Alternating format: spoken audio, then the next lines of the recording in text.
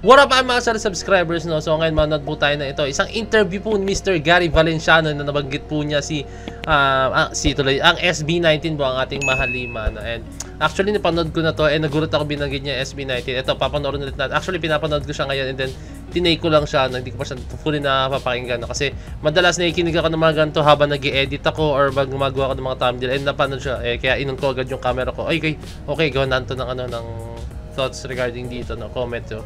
And ito, let's go. So, ito, ngayon ko nang patagalin pa. So, without further ado, let's all watch this. Pero Martin was ahead only by 1 year. It's the same generation. And I'm so thankful talaga. Especially pag nakikita ko yung mga kabataan na pag So, this is a whole new generation talaga, no? Sinabi niya, no? And especially pag nakikita niyo yung mga kabataan, no? Ayun, inaano ko lang, parang in-explain ko lang sa inyo kasi medyo malabo yung yung pagkakasabi ni Mr. Gary Valenciano. And basta alam kong hindi niyo masyado mapakinggan yung ibang words. Napanood ako, tapos at the end, parang, Sir Gary, you know, my mom loved you, but thank you so much because now I understand kung bakit ganun si nanay, ganun si tatay. And so, sinasabi niya na usually yung mga kabataan nakikita na, kunyari, sa isang concert, yung parents nila, kasama nila yung mama nila sinasama pa sila sa concert na pag nanonood kay Gary Valenciano. So, parang all throughout the concert, nag-thank you siya kay Gary V, yung bata na yun, kasi nalaman na niya kung bakit sobrang baliw na baliw or sobrang thankful sila kay Gary V or parang sobrang hinahanga nila si Gary Valenciano. And that is like fulfilled. It puts more energy, more desire, more excitement na meron pa pala kasi share ko lang sa iyo. Yun, so, yun, parang sinabi niya na meron pang mga tao, natutuwa siya, nakapag-boost siya ng confidence ng kanyang tag dito, ng desire na magawa pa yung mga pwede niyang gawin, no? Kumbaga na-boost pa siya, kumbaga hindi pa natuubos yung energy niya, as in pure energy nga. Let's go. Naggumawa ng mga bagay, na-motivate pa siya lalo. Meron akong advocacy kasi called face-to-face. Ito yung mga pagkakataon na kaharap ko ang mga iba't ibang estudyante from different universities and high schools and colleges. I visited about 58 campuses since 2018. Kahit na nagkaroon na ako ng bypass, So yun, talagang meron siyang, ewan ko anong ginagawa niya, no? Hindi ko na maalala, basta napanaking ko lang. Pero pagkakaalala ko is more on motivational talk siya, pupunta sa mga universities or what, hinaharap niya mga estudyante, may mga talk siyang ginagawa. And si Gary Valenciano kasi guys, sobrang religious niya po talaga, as in, kung mapanood niyo pa yung mga videos niya, no? Sobrang religious niya po talaga. And yun, na yung mga talk siyang ginagawa to motivate people to start their dream, mga ganyan.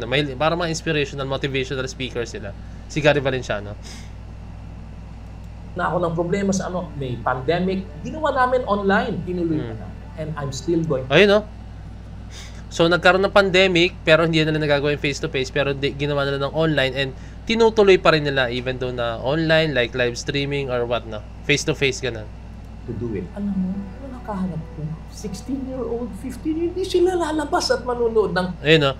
So, ang mga nakaharap niya is mga 15, 16 years old, no? Talagang mga kabataan talaga to, guys, no? So, ito na. I think papunta tayo dun sa topic na SB19, guys, na binanggit niya, no? May pandemic, ginawa namin online, tinuloy pa na. And I'm still going to do it. Alam mo, nakahanap ko, 16-year-old, 15, hindi sila lalabas at manunood ng concerts ni Gary V. Manunood sila ng SB19 siguro. Manunood sila ng mga iba't ibang mga bagong But why is it na kahit na sinasabi nila na ang attention span ng mga to ay napakaiksi? You know, I don't believe that. Ulitin ko lang, guys, medyo hindi ko nag-gets yung sinabi ni Gary Valenciano. And I'm still going to do it. Alam mo, nakahanap ko, 16-year-old, 15, hindi sila lalabas at manunood ng concerts ni Gary V. Manunood sila ng SB19 siguro.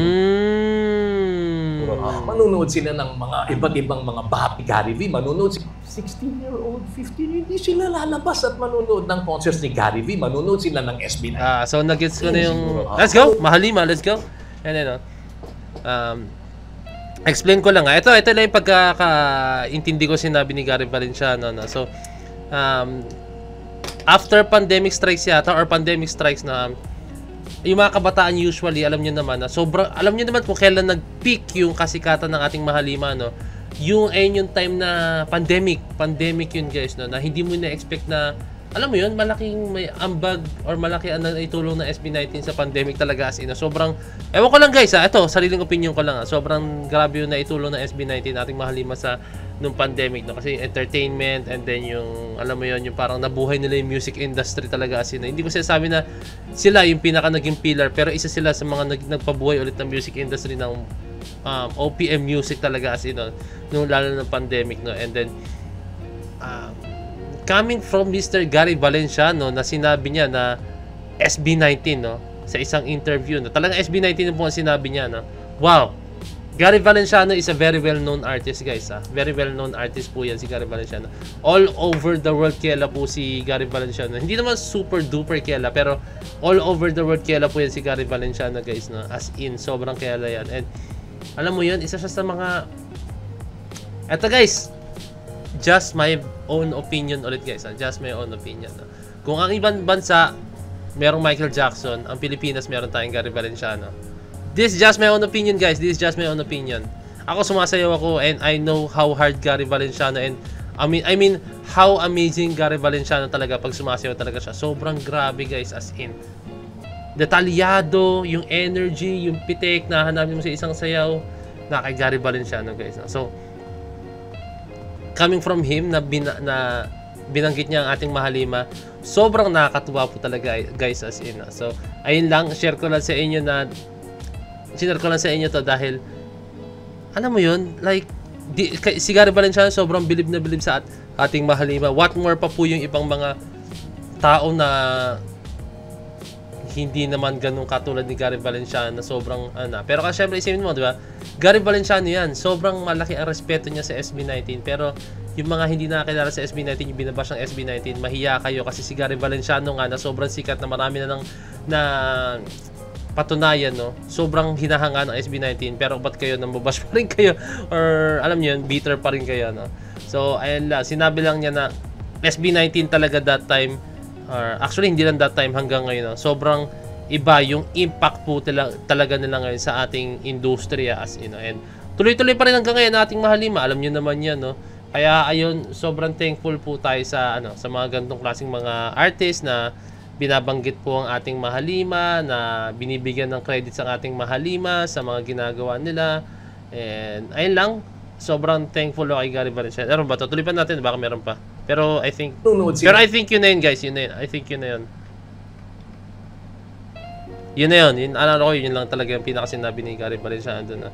So, ating mahalima is a very well-known artist, pero sobrang humble nila. Just like Mr. Gary V. I think na-meet na nakasama pa nga yata ng ating mahalima si Gary Valenciano sa isang TikTok or kung ano mang ano.